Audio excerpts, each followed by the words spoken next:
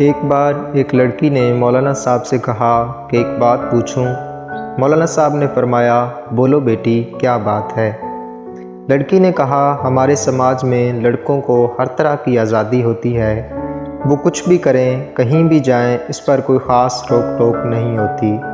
اس کے برعکس لڑکیوں کو بات بات پر روکا جاتا ہے، یہ مت کرو، یہاں مت جاؤ، گھر جلدی آ جاؤ۔ یہ سن کر مولانا صاحب مسکرائے اور فرمایا، بیٹی، آپ نے کبھی لوہے کی دکان کے باہر لوہے کے گودام میں لوہے کی چیزیں پڑی دیکھی ہیں؟ یہ گودام میں سردی، گرمی، برسات، رات، دن اسی طرح پڑی رہتی ہیں، اس کے باوجود ان کا کچھ نہیں بگڑتا اور ان کی قیمت پر بھی کوئی اثر نہیں پڑتا۔ لڑکوں کی کچھ اس طرح کی حیثیت ہے سماج میں۔ اب چلو، ایک سونار کی دکان میں ایک بڑی تجوری، اس میں ایک چھوٹی تجوری، اس میں رکھی چھوٹی سندر سی ڈبی میں ریشم پر نزاکت سے رکھا چمکتا ہیرا، کیونکہ جوہری جانتا ہے کہ اگر ہیرے میں ذرا بھی خراش آ گئی تو اس کی قیمت نہیں رہے گی۔ اسلام میں بیٹیوں کی اہمیت بھی کچھ اس طرح کی ہے، پورے گھر کو روشن کرتی جھلملاتے ہیرے کی طرح ذرا سی خراش سے اس کے اور اس کے گھر والوں کے پاس کچھ نہیں بچتا۔ بس یہی فرق ہے لڑکیوں اور لڑکوں میں۔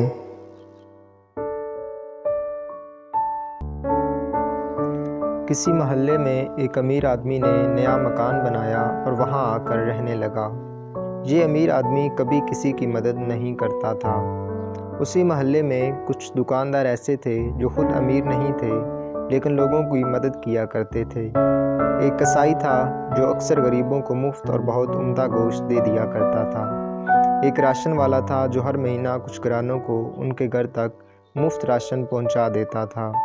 ایک دودھ والا تھا جو بچوں والے گھروں میں مفت دودھ پہنچاتا تھا۔ لوگ مالدار شخص کو خوب برا کہتے کہ دیکھو، اتنا مال ہونے کے باوجود کسی کی مدد نہیں کرتا، اور یہ دکاندار بیچارے خود سارا دن محنت کرتے ہیں لیکن غریبوں کا خیال بھی رکھتے ہیں۔ کچھ عرصہ اسی طرح گزر گیا اور سب نے مالدار آدمی سے ناطہ توڑ لیا، اور جب اس مالدار کا انتقال ہوا تو محلے سے کوئی بھی اس کے جنازے میں شریک نہ ہوا۔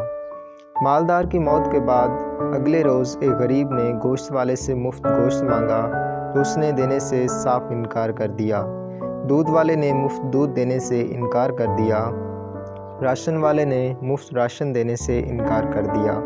ان سب کا ایک ہی جواب تھا، اب تمہیں یہاں سے کچھ مفت نہیں مل سکتا، کیونکہ وہ جو تمہارے پیسے دیتا تھا کل سے انتقال کر گیا ہے۔ کبھی کسی کے بارے میں خود سے فیصلہ نہ کرو، کیونکہ تم نہیں جانتے کس کا باطن کتنا پاکیزہ ہے۔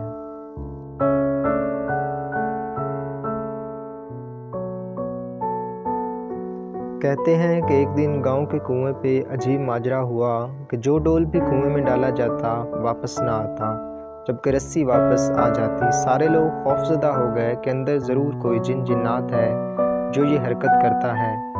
آخر اعلان کیا گیا کہ جو بندہ اس راز کا پتہ لگائے گا اس کو انعام دیا جائے گا۔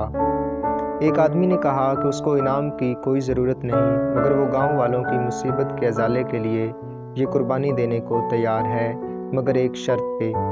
شرط یہ ہے کہ میں کنویں میں اسی صورت اتروں گا جب رسہ پکڑنے والوں میں میرا بھائی بھی شامل ہو۔ اس کے بھائی کو بلایا گیا اور رسہ پکڑنے والوں نے رسہ پکڑا اور ایک ڈول میں بٹھا کر اس بندے کو کنویں میں اتار دیا گیا۔ اس بندے نے دیکھا کہ کنویں میں ایک قسم کا بندر بیٹھا ہوا ہے جو ڈول سے فوراً رسی کھول دیتا ہے۔ اس بندے نے اپنی جیب کو چیک کیا تو اسے گڑ مل گیا اور اس نے وہ گڑ اس بندر کو دیا۔ یوں بندر اس سے مانوس ہو گیا۔ بندے نے اس بندر کو کندھے پر بٹھایا اور نیچے سے زور زور سے رسہ ہلایا۔ گاؤں والوں نے رسہ کھینچنا شروع کیا اور جوں ہی ڈول اندھیرے سے روشنی میں آیا، وہ لوگ بندر کو دیکھ کر دہشت زدہ ہو گئے۔ یہ کوئی عفریت ہے جس نے اس بندے کو کھا لیا ہے اور اب اوپر بھی چڑھ آیا ہے۔